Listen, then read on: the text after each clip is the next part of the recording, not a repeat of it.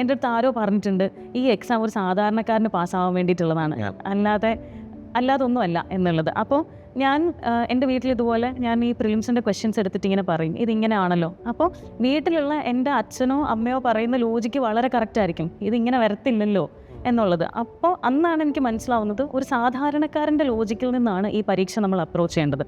അതായത് common sense, simple common sense. നമ്മൾ കാണുന്ന കാര്യങ്ങളെ റിലേറ്റ് ചെയ്യുന്നത്, അതായത് ഇങ്ങനെ നടക്കാൻ സാധ്യത വളരെ കുറവാണ്, അപ്പോൾ പിന്നെ ഈ സ്റ്റേറ്റ്മെൻറ്റ് തെറ്റായിരിക്കും എന്ന് നമുക്ക് എടുക്കാൻ പറ്റും. അപ്പോൾ ഞാൻ ചെയ്തത് എല്ലാ ക്വസ്റ്റ്യനെയും സാധാരണക്കാരൻ്റെ പെർസ്പെക്റ്റീവിൽ നിന്ന് മനസ്സിലാക്കുക എന്നുള്ളതാണ്. ഞാൻ സ്വപ്നം കണ്ട് തുടങ്ങിയത് അഡ്മിനിസ്ട്രേറ്റീവ് സർവീസ് എന്നുള്ളതിന് വേണ്ടിയിട്ടായിരുന്നു. അപ്പം ആ സ്വപ്നത്തിൻ്റെ പിന്നിൽ ഓടുക എന്നുള്ള ലക്ഷ്യമായിരുന്നു. അങ്ങനെ സിമ്പിളായിട്ട് പറയാം. പക്ഷെ വേറൊരു കാര്യം എപ്പോഴും ഞാനിങ്ങനെ കരുതും, കുറച്ച് കാലം കഴിഞ്ഞിട്ട് നമ്മളിങ്ങനെ തിരിഞ്ഞ് ചിന്തിക്കൂലേ, അതായത് ഞാൻ അന്ന് വേണ്ടതെല്ലാം ചെയ്തോ, എനിക്കൊരു ചാൻസും കൂടെ ഉണ്ടായിരുന്നില്ലേ.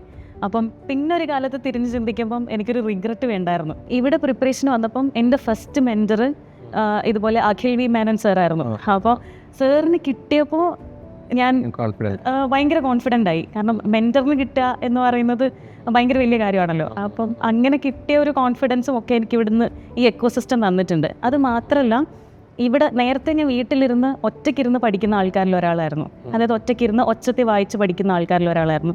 ഇവിടെ വന്നിട്ട് ഈ എക്കോസിസ്റ്റത്തിൽ ഇരുന്നിട്ടാണ് കുറേ ആൾക്കാരുടെ കൂടെ ഇരുന്ന് പഠിക്കാനും ഒരു ടീമിൽ ഇരുന്ന് പഠിക്കാനും ഡിസ്കസ് ചെയ്ത് പഠിക്കാൻ.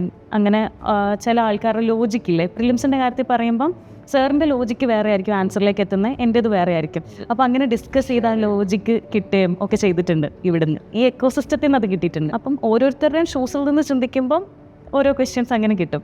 ഓരോ സബ്ജക്റ്റിനും ഓരോ കൈൻഡ് ഓഫ് ലോജിക്. നിങ്ങൾ ഇപ്പോൾ ഉള്ള സാഹചര്യമോ നിങ്ങളിപ്പോൾ ഉള്ള സോഷ്യൽ സിറ്റുവേഷൻ അല്ലെങ്കിൽ പ്രശ്നങ്ങൾ, ഇതെല്ലാം തരണം ചെയ്ത് നിങ്ങളെക്കൊണ്ട് മുന്നോട്ട് വരാൻ പറ്റും.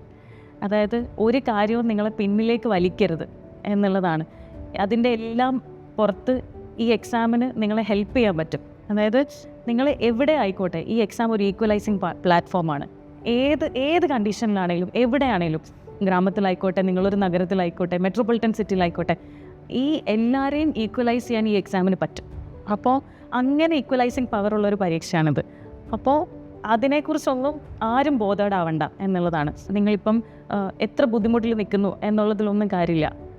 അതൊക്കെ ഒരു മോട്ടിവേഷൻ ഫാക്ടറായിട്ട് എടുക്കുക. ഒരു ഈക്വലൈസിങ് പ്ലാറ്റ്ഫോമിലേക്കാണ് നിങ്ങൾ പോകാൻ പോകുന്നത്. ഉറപ്പായിട്ടും എല്ലാവരെക്കാട്ടിലും മുന്നിൽ വരാൻ പറ്റും.